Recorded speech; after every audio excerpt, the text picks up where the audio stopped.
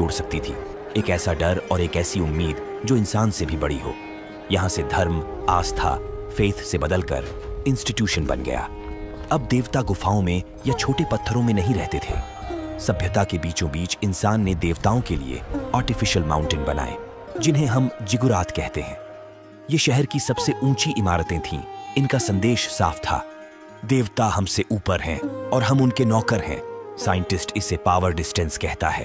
पहले तांत्रिक समूहों बीच आग के पास बैठता था, लेकिन अब देवता और उनका पुजारी उस ऊंची इमारत की चोटी पर रहते थे, जहां आम आदमी का जाना मना था। धर्म अब पहुंच से बाहर हो गया था। जंगल में हर कोई देवता से प्रार्थना कर सकता था, लेकिन शहर में नियम बदल गए। देवता अब बहुत व्यस्त और वीआईपी हो गए थे। उनसे बात करने के लिए प्रोफेशनल लोगों की जरूरत थी। यहीं से जन्म हुआ पुजारी वर्ग का। ये दुनिया के पहले लोग थे जिन्हें भोजन के लिए खेती या शिकार नहीं करना पड़ता था। इनका काम सिर्फ एक था, देवताओं को खुश रखना। उन्होंने जनता से कहा, अगर तुम हमें अनाज नहीं दोगे तो हम पूजा रोक देंगे, और अगर पूजा रुकी तो देवता बाढ़ भेज देंगे। यह इतिहास का पहला टैक्स सिस्टम था जो धर्म के नाम पर शुरू हुआ। सभ्यता ने एक नई मुसीबत भी पैदा की। जंगल में सबका देवता प्रकृति थी, लेकिन यहाँ हर शहर का अपना अलग देवता था। एरिडू शहर का देवता एनकी था। उरुक शहर की देवी इन्नाना।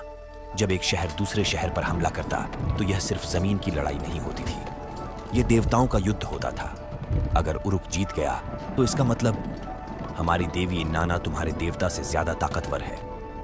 धर्म अब शांति का रास्ता नहीं, बल्कि युद्ध का सबसे बड़ा हथियार बन चुका था।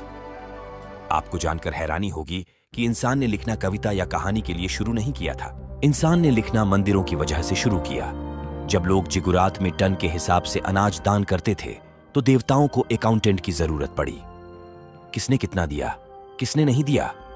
यहीं से दुनिया की पहली लिपि सीनोफॉर्म का जन्म हुआ, यानी हमारी पढ़ाई लिखाई की शुरुआत भी धर्म और मंदिर के बही खाते से हुई है। अंत में इस सिस्टम को चलाने के लिए एक चेहरे की जरूरत थी। पुजारी सिर्फ पूजा कर सकते थे, लेकिन फैसले कौन लेगा? तभी एक आदमी उठा। उसने कहा, मैं सिर्फ राजा नहीं हूं, मैं देवताओं का भेजा हुआ प्रतिनिधि हूं। मेरा शब्द ही कानून है और मेरा कानून ही धर्म है। मेसोपोटामिया में उन्हें लुगल कहा गया, मिस्र में उन्हें फराओ कहा गया। यह इंसान और भगवान का अंतिम मिलन था।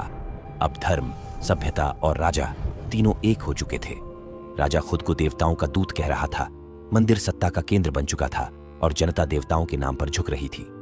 ऐसा लग रहा था यह सिस्टम कभी नहीं टूटेगा। लेकिन 2000 ईसा पूर्व मध्य पूर्व के रेगिस्तानों में एक ऐसी सोच जन्म ले रही थी जो दुनिया